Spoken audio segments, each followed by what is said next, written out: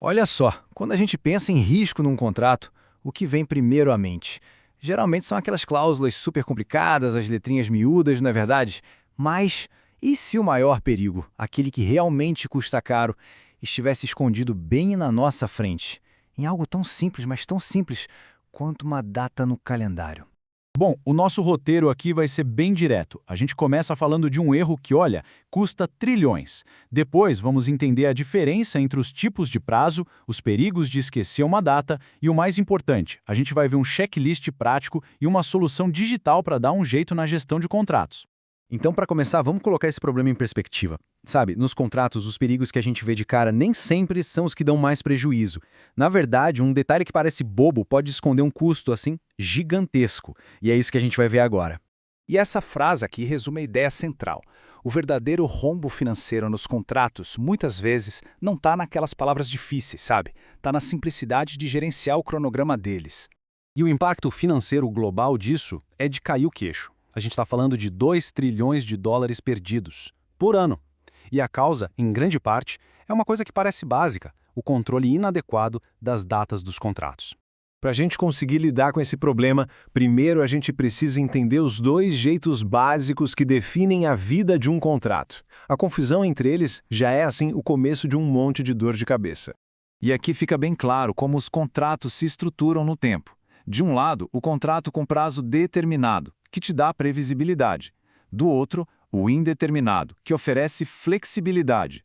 O problema é que confundir um com o outro pode criar obrigações legais que ninguém queria. Agora vamos em frente e ver como essa confusão e essa falta de controle se transformam em riscos bem reais, sabe? Bem palpáveis para qualquer negócio, seja ele grande ou pequeno. Essas aqui são as consequências mais diretas e dolorosas que aparecem quando as datas de um contrato são simplesmente ignoradas. Cada um desses pontos não é só um custo em dinheiro, é um desgaste operacional enorme. E isso não é só teoria, não. Olha esse caso real. Uma empresa perdeu o prazo para cancelar um software e do nada teve um custo de R$ 60 mil. Um descuido simples que virou uma despesa que podia ter sido totalmente evitada. O custo financeiro é gigantesco, mas não é só isso. O custo em tempo e produtividade também é absurdo. Pensa só, quase 18% do tempo das equipes é jogado fora por falhas na gestão de contratos. Isso, em escala global, são bilhões de horas perdidas. Ok, o problema está bem claro, né? Agora vamos ver uma solução prática para ontem. E a boa notícia é que dá para começar a organizar a casa agora mesmo. Essa frase aqui de um gestor de contratos diz tudo. Para controlar datas e prazos, eles precisam estar à vista, precisam fazer parte do dia a dia da equipe.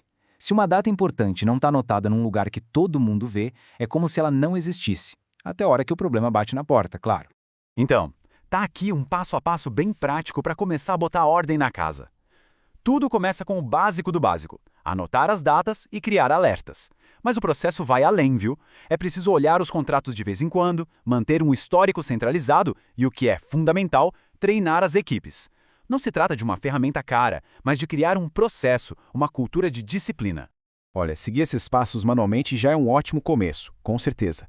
Mas as ferramentas de hoje em dia oferecem uma solução muito mais forte, mais segura e que cresce junto com a empresa, especialmente para quem lida com muitos contratos.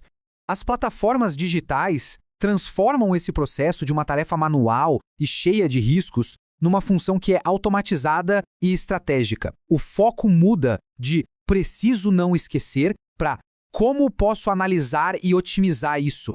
E essa é a grande virada de chave.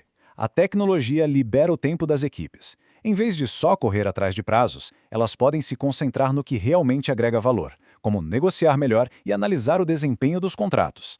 E isso nos leva à ideia central, àquilo que é como se fosse o DNA de uma gestão de contratos que funciona de verdade, que é moderna e eficaz.